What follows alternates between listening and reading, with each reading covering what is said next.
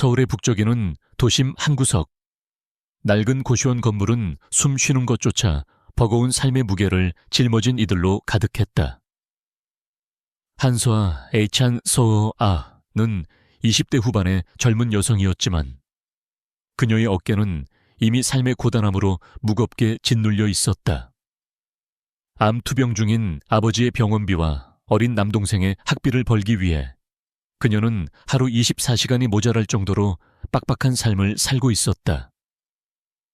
낮에는 작은 동네 카페에서 허드레시를 하며 손님들에게 옅은 미소를 지었고, 밤에는 늦게까지 불이 켜진 편의점에서 홀로 야간 알바를 뛰며 생활비를 벌었다. 꾸밀 시간도, 여유도 없었기에 그녀의 옷차림은 늘 수수하고 평범했다.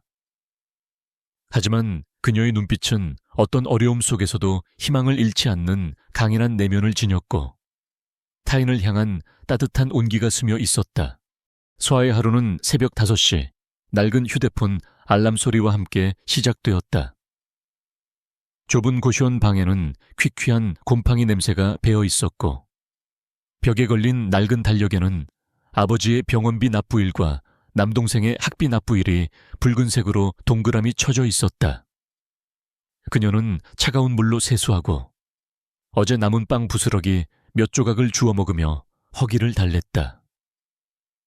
아침 식사를 마친 후 서아는 카페에서 실수로 쏟은 커피 때문에 얼룩진 유니폼을 입은 채 비틀거리는 발걸음으로 편의점을 향했다. 그녀의 발걸음은 늘 무거웠지만 그녀의 마음속에는 가족을 위한 헌신이라는 단단한 결의가 자리 잡고 있었다. 밤늦도록 편의점에서 홀로 손님을 응대하며 창밖을 물끄러미 바라보는 그녀의 눈빛에는 깊은 외로움이 드리워져 있었다. 그녀의 유일한 사치는 퇴근 후 들르는 작은 동네 빵집에서 남은 빵을 싸가는 것이었다. 이 빵들은 내일 아침 남동생과 아버지의 식사가 되었다. 어느 날 밤, 매서운 겨울바람이 몰아치던 편의점 앞에서 추위에 떨고 있는 노숙자를 발견했다. 그는 낡은다며 한 장에 의지한 채 배고픔에 지쳐 쓰러질 것 같았다. 서아는 망설임 없이 자신의 점심으로 먹으려 했던 마지막 삼각김밥과 따뜻한 캔커피를 건넸다. 노숙자는 떨리는 손으로 그것을 받아들고 서아에게 깊이 감사했다. 그의 메마른 눈께는 따뜻한 온기가 돌았다.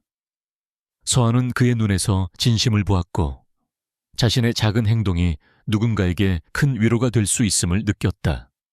이 작은 순간은 서아의 따뜻한 마음과 타인에 대한 깊은 연민을 여실히 보여주었다. 서아의 오래된 스마트폰 배경화면에는 햇살 좋은 날 찍은 가족 사진이 걸려 있었다. 환하게 웃고 있는 아버지와 해맑은 남동생, 그리고 그들 사이에서 살짝 미소 짓는 서아의 모습은 그녀의 삶의 이유였다. 그 사진 위로 그녀의 할머니가 직접 만들어주신 낡은 실 팔찌가 놓여 있었다. 닳고 닳아 색이 바랜 팔찌는 언뜻 보잘것없어 보였지만 서아에게는 그 어떤 보석보다도 소중한 의미를 지녔다. 그것은 가족을 향한 그녀의 변치 않는 사랑과 책임감을 상징했으며 때로는 그녀의 어깨를 짓누르는 삶의 무게를 견디게 해주는 든든한 버팀목이 되어주었다. 서아는 사실 어릴 적부터 남다른 재능을 가지고 있었다. 그녀는 숫자에 대한 천부적인 감각과 탁월한 암산 능력을 지닌 수학 영재였다. 복잡한 계산식도 그녀의 머릿속에서는 마치 퍼즐 조각처럼 맞춰졌고 정답은 늘 정확했다. 하지만 불우한 가정 형편 때문에 그 재능을 제대로 펼칠 기회가 없었다. 그녀는 가끔 아르바이트가 끝난 후 편의점 계산대에서 복잡한 계산을 암산으로 처리하며 스스로 놀라워하곤 했다. 그녀의 남동생 한지훈 군차은 누나의 비범한 재능을 어렴풋이 알고 있었다. 그는 누나가 늘 자신과 아버지를 위해 희생하는 모습에 안타까워하며 누나가 자신의 꿈을 펼칠 수 있기를 마음속으로 간절히 바랐다. 한편 대한민국 굴지의 대기업 제일그룹의 젊은 상무 강태성, 강태숭. 은 차갑고 냉철한 성격의 워커홀릭이었다. 그는 완벽주의자이며 비효율적인 것을 극도로 싫어했다. 그의 사무실은 늘 칼같이 정리되어 있었고 그의 일정은 분 단위로 움직였다. 그는 개인 비서에게도 절대적인 효율성을 요구하며 겉으로는 누구에게도 약점을 보이지 않는 철벽남이었다. 그의 옆에는 계산적이고 야심찬 비서 박미영, 파크, 에미영, 이 그림자처럼 붙어 있었다. 그녀는 태성에게서 정보를 빼내어 자신의 야망을 채우려 했다. 태성은 그룹 내부의 비리 세력과 알력 다툼을 벌이고 있었다. 이 비리 세력은 태성의 아버지이자 제1그룹의 회장인 강 회장, 강 회장, 의 오른팔인 이 상물리 상무가 이끌고 있었다. 이 상무는 태성을 견제하고 그룹의 비자금을 빼돌리려 호시탐탐 기회를 노리고 있었다. 태성은 이 상무의 음모를 감지하고 있었지만 결정적인 증거를 찾지 못해 애를 태우고 있었다. 서아의 평범한 일상 속에는 이렇게 거대한 폭풍의 씨앗이 숨겨져 있었다. 그녀는 알지 못했다. 그녀의 작은 실수가 한 재벌과의 기묘한 인연을 시작하게 할 것이며 그 인연이 그녀의 삶은 물론 대한민국 재계에까지 엄청난 파장을 불러일으킬 것이라는 것을. 그녀의 손목에 묶인 낡은 실팔찌는 이제 폭풍 전야의 고요함 속에서 희미하게 빛나고 있었다. 아버지의 병원비 납부일이 코앞으로 다가오면서 한서아, 에이찬서 의 마음은 타들어갔다. 며칠 밤낮으로 아르바이트를 했지만 턱없이 부족한 금액이었다.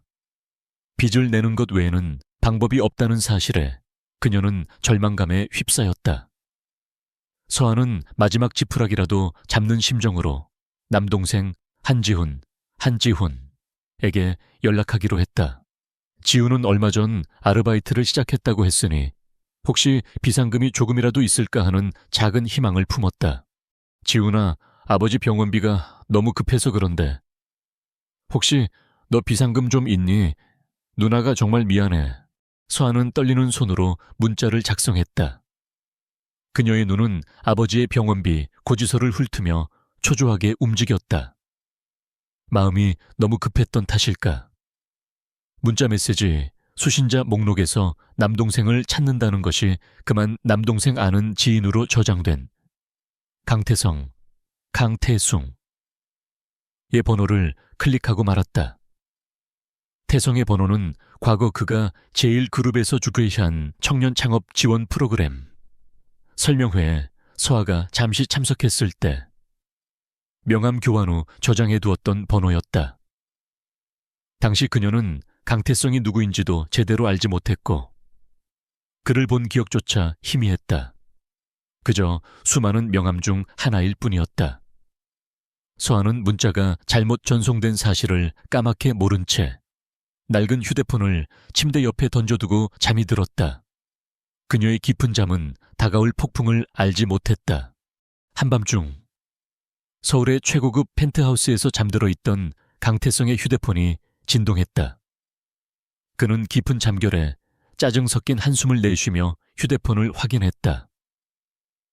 남동생 아는 지인이라는 발신 번호에 의아해하며 메시지를 확인한 그는 깜짝 놀랐다. 지훈아, 아버지 병원비가 너무 급해서 그런데 혹시 너 비상금 좀 있니? 누나가 정말 미안해. 난데없는 문자의 태성은 황당함을 금치 못했다. 이게 대체 무슨 뚱딴지 같은 소린가? 그는 즉시 발신 번호를 검색했고 그 번호가 과거 자신이 명함을 건넸던 한서아라는 여자의 것임을 알게 되었다. 그는 서아의 이름조차 기억하지 못했지만 그녀가 보낸 메시지의 절박함에 묘한 호기심을 느꼈다.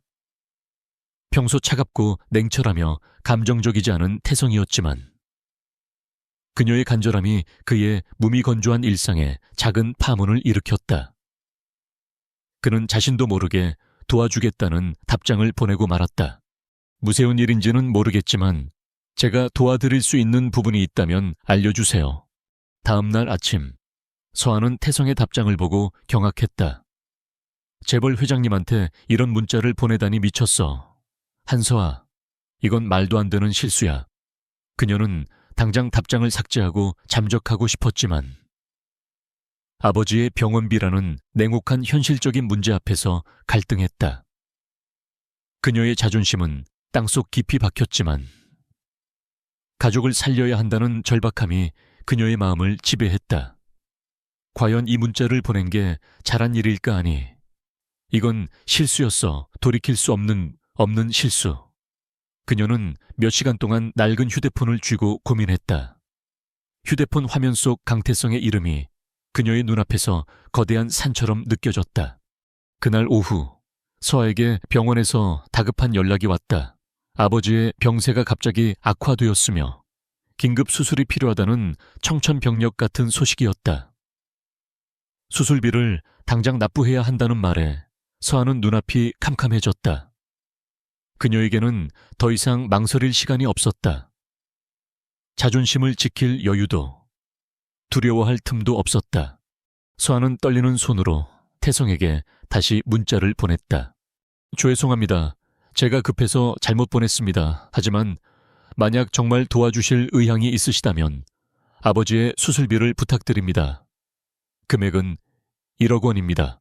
그녀는 자신의 모든 것을 걸고 메시지를 보냈고 그녀의 삶은 이제 이 알 수 없는 재벌과의 기묘한 인연 속으로 예측할 수 없는 방향으로 빠져들게 되었다.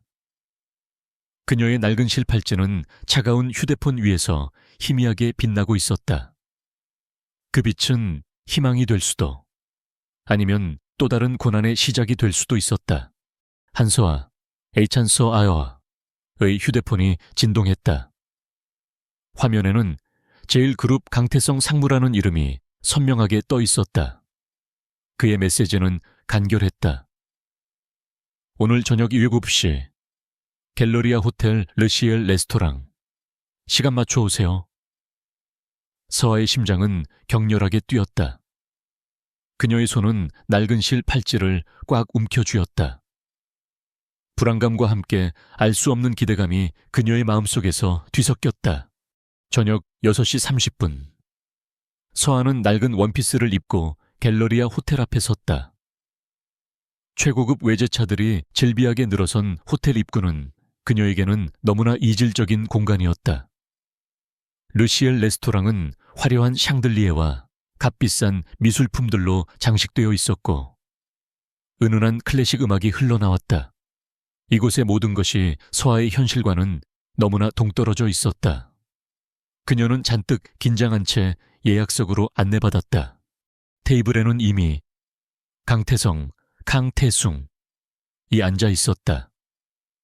그는 완벽하게 재단된 슈트를 입고 있었고 그의 날카로운 눈빛은 서아를 훑어보았다. 그의 얼굴에는 감정이라고는 찾아볼 수 없었다. 서아는 그의 시선에 위축되었지만 애써 침착함을 유지하려 했다. 당신이 보낸 메시지는 흥미롭더군요. 그래서 당신 아버님의 수술비가 얼마죠? 그리고 그 대가로 무엇을 해줄 수 있죠? 태성의 목소리는 차갑고 명료했다. 마치 비즈니스 협상을 하듯 감정이 배제된 질문이었다. 서아는 당황했지만 이내 마음을 다잡았다. 그녀는 자신의 상황을 솔직하게 말했다. 아버님 수술비는 1억 원입니다. 제가 가진 건 아무것도 없습니다. 하지만 어떤 일이든 시키신다면 최선을 다하겠습니다. 저는 뭐든지 배울 준비가 되어 있습니다. 태성은 피식 웃었다. 그의 입꼬리가 미세하게 올라갔다가 내려왔다. 그는 서아의 눈을 똑바로 응시했다. 좋아. 그럼 당신의 능력을 증명해봐. 그는 테이블 위에 놓인 태블릿을 서아에게 내밀었다. 태블릿 화면에는 복잡한 숫자들이 빼곡하게 적혀 있었다. 그것은 태성이 직접 관리하는 주식 포트폴리오의 재무 데이터였다. 이건 내가 가진 주식 포트폴리오의 실시간 데이터입니다. 이 모든 항목을 빠르게 계산해서 총액을 말해보시오. 정확해야 합니다. 오차는 허용하지 않습니다. 태성은 서아의 수학적 재능을 시험하려 했다. 서아는 잠시 당황했지만 이내 마음을 가다듬었다. 그녀는 태블릿을 받아들고 화면 속 숫자를 응시했다. 그녀의 눈은 빠르게 움직였고 머릿속에서는 복잡한 계산이 시작되었다. 숫자들이 마치 살아있는 생명체처럼 그녀의 머릿속에서 빠르게 배열되고 재조합되었다.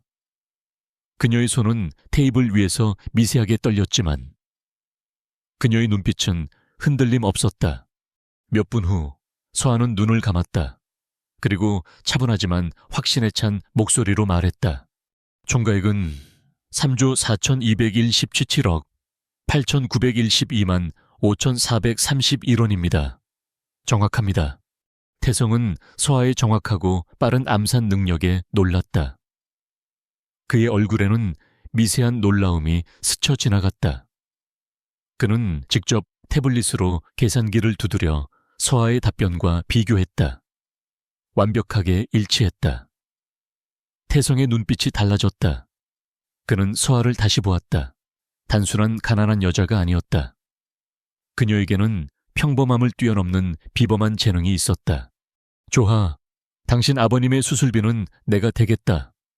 대신 당신은 앞으로 내 지시를 따라야 할 거야. 그는 서아를 자신의 개인 비서로 고용하겠다고 제안했다. 서아는 눈물을 글썽이며 태성에게 깊이 감사했다. 그녀는 그에게 허리를 숙여 인사했다. 그녀의 손목에 묶인 낡은 실 팔찌가 태성의 눈에 들어왔다. 그의 차가웠던 마음속에 작은 균열이 생기는 순간이었다. 다음 날, 서아는 제1그룹의 비서실로 출근했다. 그녀의 새로운 직장은 그녀의 고시원 방과는 비교할 수 없을 정도로 화려하고 넓었다. 태성은 서아에게 기본적인 업무 지시를 내렸고 그녀는 모든 것을 빠르게 흡수했다. 태성의 비서 박미영 박마영 은 서아의 등장을 경계했다. 그녀는 태성에게서 정보를 빼내어 자신의 야망을 채우려 했기에 서아의 존재가 자신의 계획에 방해가 될 것임을 직감했다. 상무님, 저 여자는 대체 누구입니까? 비서는 저 하나로 충분합니다. 굳이 필요 없는 사람을 들이는 이유가 무엇이죠? 박미영은 태성에게 노골적으로 따져 물었다. 태성은 미영의 질투심을 눈치챘지만 서아의 능력을 시험해보고 싶었다. 그는 미영에게 서아의 업무를 가르치라고 지시했다. 박미영은 서아가 태성에게 잘못 보낸 문자로 접근했다는 사실을 알게 되었고 그녀를 꽃뱀이라고 생각하며 노골적으로 무시하고 견제했다. 그녀는 서아에게 온갖 잡무를 떠넘기고 서아의 뒤를 캐기 시작했다. 박미영의 눈빛에는 증오심이 가득했다. 한편 제1그룹 내 비리 세력의 핵심인 이 상무 리, 상무열은 태성의 주변에 나타난 서아에게 의심의 눈초리를 보냈다. 그는 서아가 태성의 약점이나 비밀을 알아내기 위해 접근한 것이 아닌가 의심했다. 이 상무는 박미영에게 서아의 과거를 조사하고 그녀의 모든 행동을 감시할 것을 지시했다. 그는 서아가 태성에게 위협이 될 수도 있다는 막연한 불안감을 느꼈다. 이 상무는 박미영을 통해 태성의 모든 일거수일투족을 감시하고 그의 약점을 잡으려 했다. 서아는 비서실에서 잡무를 처리하면서도 틈틈이 제1그룹의 재무자료들을 훑어보았다. 그녀의 뛰어난 숫자 감각은 복잡한 재무표 속에서 미세한 이상 징후를 감지했다. 그녀는 직감적으로 그룹 내에 문제가 있음을 느꼈지만 아직은 섣불리 나설 때가 아니라고 생각했다. 그녀는 낡은 실 팔찌를 만지작거리며 결심했다. 이 기회를 놓치지 않고 자신의 능력을 최대한 발휘하여 가족을 지키고 스스로의 삶을 변화시키겠다고. 그녀의 눈빛 속에서 강렬한 의지가 빛나고 있었다. 제1그룹 본사 30층 중격회의실 이곳은 강철과 유리로 이루어진 거대한 성체와도 같았다. 며칠 전부터 풍겨오던 불안한 기운이 오늘 최고조에 달했다. 긴급 이사회 회의가 소집되었기 때문이었다. 이 상무 리 상무는 강태성 강태숭을 제거하고 그룹의 비자금을 빼돌리기 위한 마지막 계획을 실행에 옮기려 했다. 그는 이미 몇몇 이사들을 매수했고 회의장 분위기는 그에게 유리하게 돌아가고 있었다. 차가운 공기 속에는 팽팽한 긴장감이 감돌았다. 이 상무의 얼굴에는 비열한 미소가 걸려 있었지만 그의 눈은 탐욕스러운 불꽃으로 이글거렸다. 강태성은 이 상무의 음모를 어렴풋이 짐작하고 있었지만 그의 계략이 이렇게까지 치밀할 줄은 몰랐다. 이 상무는 태성에게 업무상 배임이라는 누명을 씌울 조작된 증거들을 제시하며 그를 궁지로 몰아넣었다. 스크린에는 조작된 회계 장부와 이메일들이 빠르게 스쳐 지나갔다. 이사회 의장은 중립적인 척했지만 그의 눈빛은 이미 이 상무와 한패임을 드러내고 있었다. 그는 태성을 향해 차가운 목소리로 말했다. 강 상무, 이 모든 증거에 대해 해명하십시오. 그룹에 막대한 손실을 입힌 것에 대해 어떻게 설명할 겁니까? 태성은 당황했지만 그의 냉철함은 유지되었다. 그는 이 상무의 계략을 눈치챘지만 완벽하게 조작된 증거들 앞에서 반박할 방법을 찾지 못하고 있었다. 그의 얼굴에는 미세한 긴장감이 스쳤지만 이내 평정을 되찾으려 애썼다. 그의 곁에는 늘 그를 보좌하던 비서 박미영 파크 MI0이 있었다. 그러나 박미영은 이미 이 상무에게 매수된 상태였다. 그녀는 태성에게 불리한 증언을 쏟아내며 그를 더욱 깊은 나락으로 밀어넣었다. 상무님, 이 자료들은 분명 상무님의 결재를 거친 것입니다. 제가 직접 확인했습니다. 변명은 통하지 않습니다. 그녀의 목소리에는 비열한 승리감이 섞여 있었다. 태성은 절체절명의 위기에 처했다. 그의 심장은 격렬하게 뛰고 있었다. 회의장 밖 복대는 한서아, H한서아가 초조하게 서 있었다. 그녀는 며칠 밤낮으로 제1그룹의 재무자료들을 분석하며 이 상무의 비리를 추적하고 있었다. 그녀의 수학적 재능과 뛰어난 직관은 복잡한 숫자들 속에서 미세한 이상 징후를 놓치지 않았다. 그녀는 이 상무의 비자금 흐름을 우연히 발견하게 된 것이다. 그녀는 결정적인 증거를 찾았지만 회의실 문을 열고 들어갈 용기가 나지 않았다. 그녀의 손목에 묶인 낡은 실팔찌가 그녀의 불안한 마음을 대변하듯 차갑게 느껴졌다. 내가 과연 해낼 수 있을까? 내가 나선다고 뭐가 달라질까? 그때 회의실 안에서 이사회 의장의 목소리가 들려왔다. 강 상무, 10분 안에 명확한 해명을 하지 못하면 우리는 당신의 해고를 결정할 수밖에 없습니다. 이 상무는 회심의 미소를 지으며 시계를 바라보았다. 태성은 자신의 결백을 증명하기 위해 필사적으로 자료를 뒤졌지만 이 상무의 완벽한 조작 앞에서 속수무책이었다. 그의 임에는 식은땀이 송골송골 맺혔다. 서한은 더 이상 망설일 수 없었다. 그녀는 심호흡을 하고 회의실 문을 열었다. 회의실 안에 모든 시선이 일제히 그녀에게로 향했다.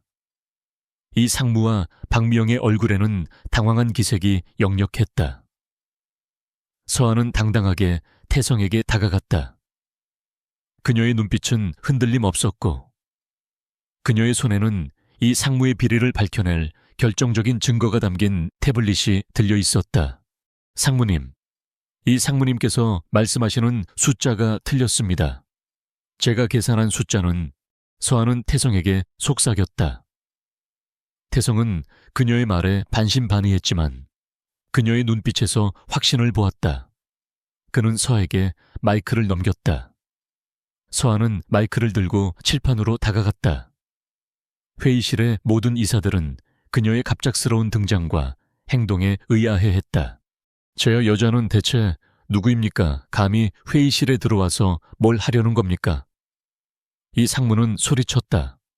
박미영 역시 서아를 비난하며 그녀를 끌어내려 했다. 저 여자는 상무님의 개인 비서일 뿐입니다. 무슨 헛소리를 하려는 겁니까? 하지만 서아는 아랑곳하지 않았다. 그녀는 칠판에 복잡한 숫자들을 써 내려가기 시작했다. 그녀는 이 상무에 조작된 장부에서 미세한 오류들을 찾아내고 그것들이 모여 거대한 비자금 흐름을 만들어냈다는 것을 논리적으로 증명했다. 그녀의 손놀림은 정확하고 빨랐으며 그녀의 눈빛은 확신에 차 있었다. 그녀는 복잡한 숫자들을 거침없이 계산해 나갔다. 그녀의 입에서는 놀라운 속도로 숫자들이 쏟아져 나왔다. 그녀는 재무표의 모든 항목을 꿰뚫고 있었다. 이 상무님께서 제시하신 재무보고서의 이 부분, 이 숫자는 명백한 오류입니다. 실제 거래 내역과 일치하지 않습니다. 그리고 이 오류는 이 비자금의 흐름을 은폐하기 위한 의도적인 조작입니다. 서아의 날카로운 지적에 이 상무와 박미영은 얼굴이 하얗게 질렸다. 그들은 서아를 막으려 했지만 이미 회의장 안의 모든 시선은 서아에게 집중되어 있었다.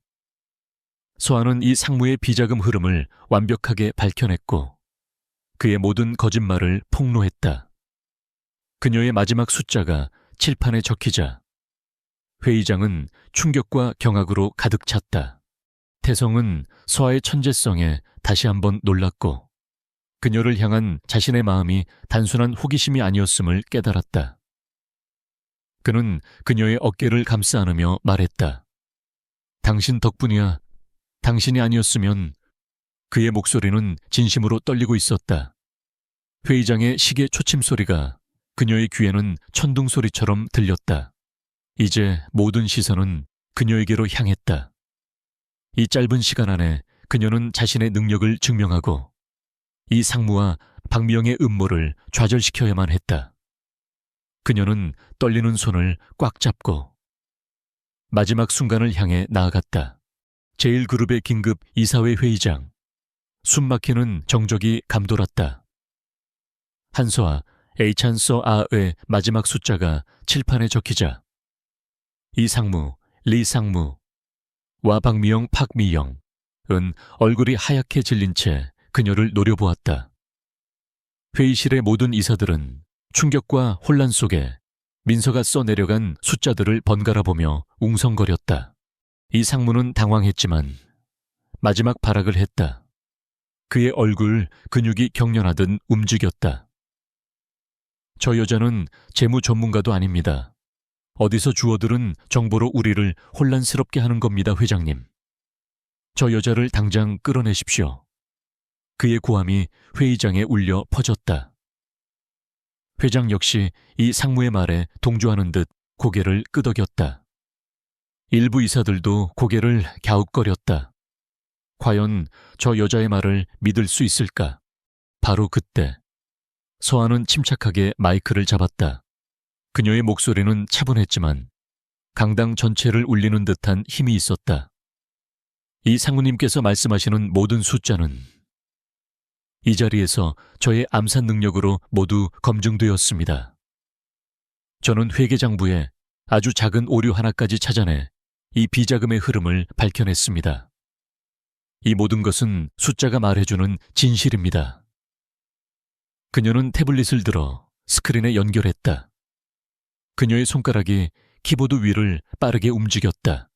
스크린에는 이 상무에 조작된 장부 원본 파일과 함께 서아가 분석한 모든 데이터가 병렬로 나타났다. 서아는 이 상무가 횡령한 비자금의 규모와 그 돈이 흘러간 곳까지 정확하게 밝혀냈다. 그녀의 논리는 완벽했고 그녀의 증거는 명백했다. 모든 것이 숫자로 명확하게 증명되고 있었다. 회의장 안의 모든 이사들은 경악을 금치 못했다. 그들은 자신들이 박미영과 이 상무의 기만적인 술수에 속아 넘어갔다는 사실에 분노했다. 저런 추악한 비리를 저질렀다니 저 여자가 옳았어. 정말 대단하다. 사람들이 웅성거리기 시작했고 이내 격앙된 목소리가 강당을 채웠다. 그 순간 회의장 문이 다시 열리고 경찰들이 들이닥쳤다. 강 회장, 강 회장. 이 미동도 없이 서아를 바라보고 있었다. 그는 그동안 이 상무의 비리를 눈치채고 있었지만 결정적인 증거를 찾지 못하고 있었다. 그는 서아의 완벽한 증거를 보고 모든 것을 확신했다. 강 회장은 냉철한 눈빛으로 이 상무에게 체포를 명령했다. 이 상무는 얼굴이 새빨개진 채 끌려나갔고 박미영은 충격에 휩싸여 그 자리에 주저앉았다. 그녀는 자신이 그동안 얼마나 어리석고 탐욕스러웠는지를 깨달았다. 회의장은 순식간에 술렁거렸다. 모든 이사들은 서아의 천재적인 능력과 용기에 경악을 금치 못했다. 저런 여자가 저런 능력을 숨기고 있었다니. 우리가 저 여자를 무시했다니. 그들의 얼굴에는 후회와 함께 깊은 존경심이 스쳐 지나갔다. 강태성, 강태숭. 은 서아의 어깨를 감싸 안고 그녀의 손을 꽉 잡았다. 그의 눈빛에는 감사와 함께 깊은 사랑이 담겨 있었다. 서아 씨, 당신이 아니었다면. 그의 목소리는 진심으로 떨리고 있었다. 그는 더 이상 냉철하고 감정 없는 재벌이 아니었다. 서아의 순수하고 강인한 모습에 태성에 얼어붙었던 마음이 서서히 녹아내렸다. 그는 서아에게 깊은 신뢰와 사랑을 느끼게 되었다. 서아는 자신의 낡은 실팔찌를 꽉 움켜쥐었다. 팔찌는 그녀의 손목에서 영롱하게 빛나고 있었다. 그녀는 가족을 위해 시작된 이 모든 일이 결국 자신을 구원하고 자신의 능력을 세상에 드러내는 계기가 되었음을 깨달았다.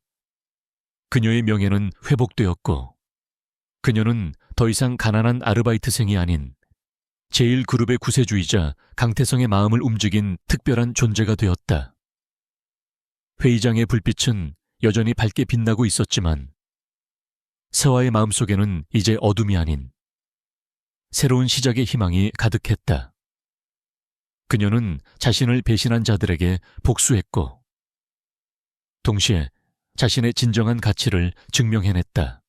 제1그룹의 긴급 이사회 회의는 이 상물리, 상무와 박미영 파크, 미영의 몰락으로 끝이 났다.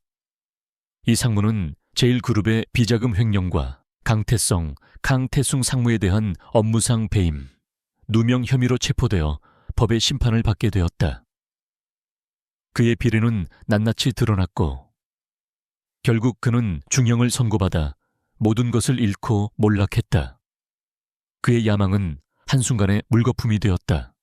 박미영 역시 이 상무의 비자금 비리에 가담한 사실이 밝혀져 모든 직위에서 해임되었고 사회적으로 매장당했다. 그녀는 서아에게 진심으로 사과했다.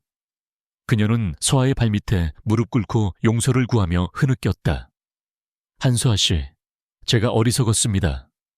당신의 능력을 시기하고 당신을 오해했습니다. 진심으로 죄송합니다. 서아는 그녀의 사과를 받아들였지만 그녀의 눈빛에는 과거의 상처가 희미하게 스쳐 지나갔다.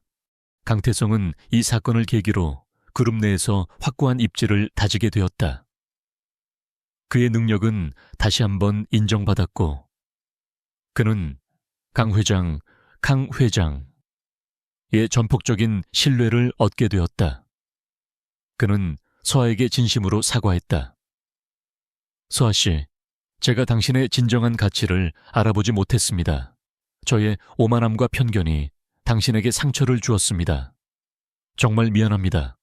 그리고 감사합니다. 당신은 저와 제1그룹을 구했습니다. 태성은 서아에게 제1그룹의 재무 컨설턴트이자 비서실의 총괄 이사 자리를 제안했다. 서아는 그의 제안을 받아들였다. 그녀는 더 이상 낡은 옷차림의 아르바이트생이 아니었다. 그녀는 제1그룹의 핵심 인물이 되어 태성의 옆에서 그룹의 투명한 경영을 돕고 사회공헌 활동을 기획하게 되었다. 재회와 진심 어린 고백 어느 날 저녁 태성은 서아를 저녁 식사에 초대했다. 최고급 레스토랑의 은은한 불빛 아래 마주 앉은 두 사람 사이에는 묘한 기류가 흘렀다. 태성은 서아를 만나면서 차가웠던 성격이 온화하게 변했다. 그는 자신의 감정을 숨기지 않고 서아에게 진심을 전했다. 세화 씨, 당신은 내 인생을 송두리째 바꿔놓았습니다. 당신의 순수함과 강인함, 그리고 뛰어난 재능에 매일 놀라고 있습니다. 나는 당신을 사랑하게 된 것 같습니다. 태성의 고백에 서아는 얼굴을 붉혔다. 그녀의 손목에 있는 낡은 실 팔찌가 태성의 눈에 들어왔다. 태성은 그 팔찌를 부드럽게 쓰다듬으며 말했다. 이 팔찌가 당신의 가족에 대한 사랑을 상징하는군요. 나도 이제 당신의 가족이 되고 싶습니다. 서아는 그의 진심에 감동했다. 그녀는 가족을 위해 시작된 모든 고난이 결국 사랑으로 이어진 이 기적 같은 순간에 감사했다. 새로운 삶, 새로운 시작. 서아는 제1그룹의 재무 컨설턴트로서 그룹의 투명한 경영 시스템을 구축하는 데 기여했다. 그녀는 그룹의 사회공헌 활동을 총괄하며 희망의 숫자라는 이름의 교육재단을 설립했다. 이 재단은 경제적으로 어려운 환경에서도 수학적 재능을 가진 아이들을 발굴하고 지원하는 데 주력했다. 그녀는 직접 아이들을 만나 멘토링을 제공하고 그들이 꿈을 포기하지 않도록 도왔다. 그녀는 더 이상 돈을 쫓아 사는 삶이 아닌 자신의 재능으로 세상에 선한 영향력을 행사하는 삶을 살게 되었다. 그녀의 남동생 한지훈은 누나의 성공을 보며 자랑스러워했고 그녀의 도움으로 안정적인 환경에서 학업에 전념할 수 있게 되었다. 서아의 고시원 방에는 이제 더 이상 퀴퀴한 냄새가 나지 않았다. 대신 따뜻한 햇살이 가득 들어오는 제1그룹 사택에서 새로운 아침을 맞이했다. 그녀의 낡은 스마트폰 대신 최신형 태블릿이 놓여 있었지만 그녀는 여전히 그 태블릿의 배경화면에 가족 사진을 걸어두고 그 위에 낡은 실 팔찌를 올려두었다. 팔찌는 이제 그녀의 성공과 변치 않는 가치를 상징하는 빛나는 훈장이 되었다. 그녀의 마음속에는 평화와 감사함이 가득했다. 그녀의 삶은 이제 진정한 의미를 찾아 새로운 시작을 알리고 있었다. 시간은 강물처럼 흘러 5년이라는 세월이 흘렀다.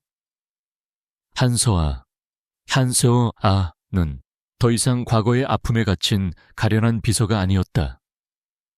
그녀는 이제 대한민국을 넘어 전 세계적으로 존경받는 패션 디자이너이자 재능 기부의 아이콘, 희망의 등대가 되어 있었다. 제1그룹의 최연소 여성 이사이자 희망의 숫자, 교육재단의 이사장으로서 그녀는 진정한 지성과 인품으로 재계의 새로운 윤리적 기준을 제시했다. 그녀의 얼굴에는 고통과 절망 대신 깊은 지혜와 온화한 미소가 늘 자리했으며 그녀의 눈빛은 자신감과 따뜻함으로 빛났다. 그녀의 주머니에는 늘 낡은 실팔찌가 소중히 들어있었다. 그것은 그녀가 걸어온 고난의 길과 그 길 위에서 얻은 소중한 깨달음, 그리고 그녀를 지켜준 변치 않는 순수한 열정과 가족을 향한 사랑을 상징하는 훈장처럼 빛나고 있었다. 희망의 숫자 교육재단은 서아의 헌신적인 노력, 그리고 강태숭의 든든한 지지, 수많은 후원자들의 아낌없는 도움으로 전 세계적으로 지부를 확장하여 수많은 소외된 이웃들에게 삶의 희망을 되찾아 주었다. 서아는 재단을 통해 재정적으로 어려움을 겪는 학생들이 학업을 포기하지 않도록 지원했고, 특히 수학적 재능을 가진 아이들에게는 직접 멘토링을 제공하여 그들이 꿈을 키울 수 있도록 도왔다. 그녀는 단순히 숫자 교육을 넘어 수학을 통해 아이들이 자신을 표현하고 세상의 문제를 해결하며 자신의 한계를 뛰어넘을 수 있는 힘을 기르도록 돕는 데 주력했다. 또한 그녀는 소외계층을 위한 수학 교육 프로그램을 개설하고 재능 있는 아이들이 경제적인 이유로 꿈을 포기하지 않도록 돕는 지원 사업을 펼쳤다. 그녀는 직접 해외 오지를 방문하여 고통받는 이들을 만나고 그들의 이야기를 듣고 그들에게 손을 내밀었다. 그녀의 진심 어린 위로와 지지는 많은 이들에게 큰 힘이 되었고 그녀의 이야기는 수많은 사람들에게 용기와 영감을 주었다. 태성 역시 서아를 만나면서 차가웠던 성격이 온화하게 변했다. 그는 서아를 자신의 인생의 동반자이자 가장 존경하는 사람으로 여겼다. 그들은 곧 결혼을 발표했고 결혼식은 소박하지만 의미 있는 기부 형식으로 진행되었다.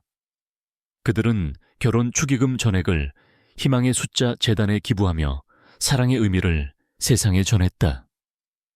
한지훈 아이은 누나의 성공과 행복을 보며 자랑스러워했고 누나의 도움으로 안정적인 환경에서 학업에 전념하여 유명대학 수학과에 수석 입학했다. 그는 이제 누나의 재단에서 봉사하며 재능 있는 아이들을 돕는 데 힘을 보태고 있었다. 희망자립센터 개소식 어느 따뜻한 봄날.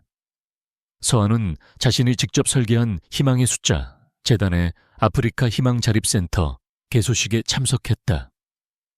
척박한 땅 위에 세워진 작은 센터는 수많은 아이들과 주민들의 해맑은 웃음소리로 가득했다. 운동장에는 서아처럼 낡은 옷을 입은 아이들이 환호성을 지르며 뛰어놀고 있었다. 서아는 센터 강당에서 수많은 아이들과 주민들에게 연설했다. 그녀의 목소리에는 희망과 용기가 가득했다. 이 센테오는 여러분의 꿈이 자라는 곳이 될 것입니다. 저도 한때는 여러분처럼 꿈을 잃고 좌절할 뻔했습니다. 하지만 포기하지 않았습니다. 여러분도 절대 포기하지 마세요. 여러분의 삶에도 반드시 두 번째 봄조이 찾아올 겁니다. 그녀는 아이들 한 명 한 명을 따뜻하게 안아주고 그들에게 새 학용품과 자립을 위한 직업훈련 자료를 선물하며 희망의 씨앗을 심어주었다. 아이들의 눈빛은 미래에 대한 기대로 반짝였다. 개소식이 끝난 후 서아는 태성과 함께 센터 옥상에 함께 서서 붉게 물드는 석양을 바라보았다. 멀리서 들려오는 아이들의 웃음소리가 봄바람에 실려왔다. 태성은 서아의 어깨를 두드리며 따뜻하게 말했다. 세호와 애쉬, 당신 덕분에 이 모든 일이 가능해졌어요. 당신은 정말 우리 사회에 새로운 가치를 심어주었어요. 당신의 시대가 왔어요. 서아는 태성에게 진심으로 감사했다. 태성씨, 당신도 나에게 정말 큰 힘이 되었어요. 우리는 함께 이뤄낸 거예요. 저는 이제 제가 가진 재능으로 세상에 좋은 영향을 주고 싶어요. 저처럼 어려운 환경에 있는 아이들에게 희망을 주고 싶어요. 마지막 그림자 그때 저 멀리 센터 입구에 두 남녀의 그림자가 희미하게 보였다. 수척해진 얼굴이었지만 그들의 눈빛은 과거의 오만함 대신 깊은 뉘우침과 쓸쓸함이 담겨 있었다. 바로 이 상물리, 상무와 박명, 팍, 마영 이었다. 이 상무는 모든 죄를 속죄하고 사회에 봉사하며 살아가고 있었고 박명은 자신의 잘못을 뼈저리게 반성하며 익명으로 재단에 기부하고 있었다. 그들은 감히 서아와 태성에게 다가가지 못하고 멀리서 그들의 행복하고 충만한 모습을 지켜볼 뿐이었다. 그들의 눈가에는 회한의 눈물이 희미하게 고였다. 그들은 과거 자신의 어리석음이 얼마나 부질없었는지를 깨달으며 서아와 태성의 변치 않는 선량함과 그들이 만들어낸 긍정적인 변화에 깊이 경의를 표하고 있었다. 서아는 아프리카의 넓은 하늘을 올려다보았다. 그녀의 삶은 이제 단순한 생존이 아니었다. 그것은 용기, 치유, 그리고 세상을 더 나은 곳으로 만들겠다는 변치 않는 약속의 여정이었다. 그녀는 자신의 아픔을 통해 다른 이들에게 희망을 줄 수 있는 진정한 영웅이 되었다. 센터 운동장에는 새들이 지저귀고 새로 심은 꽃나무들이 싹을 틔우며 모든 것이 새롭게 시작되는 두 번째 봄을 알리고 있었다. 한소아와 그녀를 도왔던 모든 이들의 이야기는 영원히 이어질 것이었다. 이 놀라운 이야기가 여러분의 마음을 울렸다면 좋아요를 누르고 구독해 주세요. 그리고 여러분의 생각과 경험을 댓글로 공유해 주세요.